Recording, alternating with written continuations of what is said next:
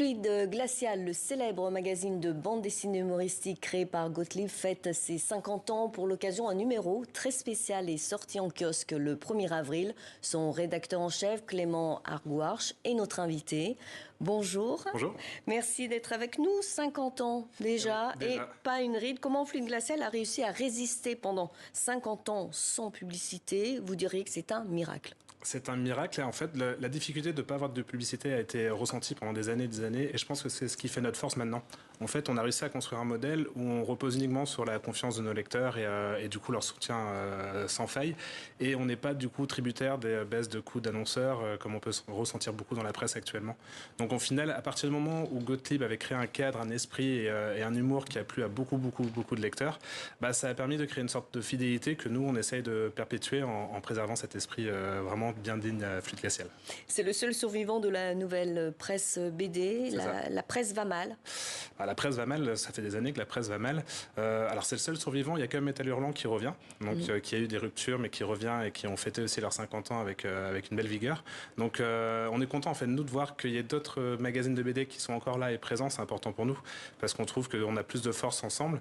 Et après c'est sûr que le marché de la presse c'est compliqué, mais nous on a vraiment beaucoup de chance d'avoir déjà beaucoup d'auteurs très fidèles au magazine qui sont là pour du coup apprendre aux nouveaux auteurs qui arrivent qu'est-ce qu'est l'esprit Fluide Glacial et surtout une communauté de lecteurs mais qui sont des dingues de Fluide. On reçoit des cadeaux d'eux tout le temps. Là pour les 50 ans on a reçu une bouteille de Bazar Maniaque d'un lecteur, Olivier Néran, qui est génial, qui nous suit un peu partout et on a beaucoup de lecteurs comme ça qui nous soutiennent beaucoup. Ouais. Vous dirigez le magazine depuis environ 2 ans et pour ces 50 ans vous venez de sortir un numéro spécial, très spécial. La couverture est signée Jean Solé. En tout, une centaine d'auteurs y ont participé. En quoi l'esprit de Gottlieb est toujours là, 50 ans après? On parlait de Jean Solé. Alors, Jean Solé, lui, il a fait la couverture du hors-série. C'est son fils Julien qui a fait la couverture du numéro anniversaire. Donc les deux, en fait, sont vraiment là, présents depuis un très longtemps. En fait, cet état d'esprit, il vient directement de ce qu'aimait Gottlieb à l'époque. Les Monty Python, Tex Avery, Mad Magazine. Et donc, les auteurs qui sont arrivés au fur et à mesure avaient un peu les mêmes références. Déjà, ils aimaient beaucoup l'humour de Gottlieb, mais ils avaient aussi cet état d'esprit et ce besoin de créer de l'absurde partout, tout le temps.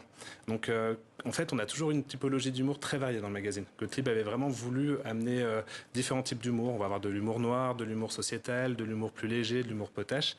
Et c'est cette variété qui nous permet, nous, en fait, de plaire à divers lecteurs. Certains vont apprécier plus tel type d'humour, tel type d'auteur.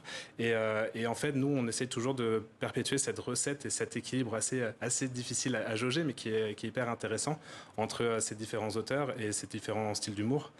Et puis surtout, de Mad Magazine, Gottlieb avait retenu un truc très intéressant qui était qu'on peut faire de l'humour avec un dessin sérieux, semi-réaliste ou en tout cas très fourni. Donc lui, il avait un dessin plutôt catégorie humoristique, mais il avait fait appel à un ami à lui à l'époque, Alexis, qui avait un dessin très sérieux, mais qui contrebalançait vachement bien avec le ton et l'humour qu'il avait. Et donc c'est ça aussi, Fluide Glacial, c'est qu'il y a eu beaucoup de générosité à la fois dans les blagues, les vannes, mais aussi dans le traitement, dans le dessin, dans le graphisme. Et ça, on essaie de le perpétuer à fond.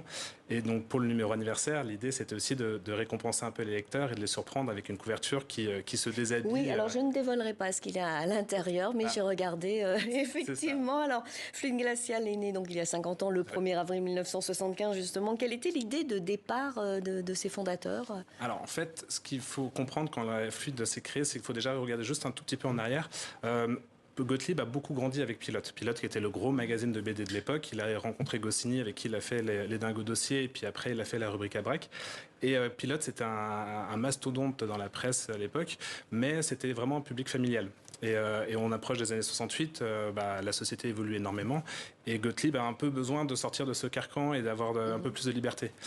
Donc un ami à lui, Mandrika, lui propose en 72 de le rejoindre pour l'Écho des Savanes. Et là, ils y vont à fond.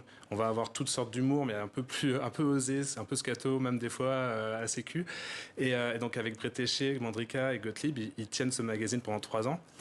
Et Gottlieb trouve ça excitant, mais il se dit c'est dur de faire ça quand on est auteur, donc je vais créer un magazine où on va avoir plus de variété d'humour, pas forcément un humour très potage, mais on va avoir une variété d'humour, et je vais le faire avec un ami, donc Jacques Diamant, qui est un ami d'enfance, qui lui a amené la structure.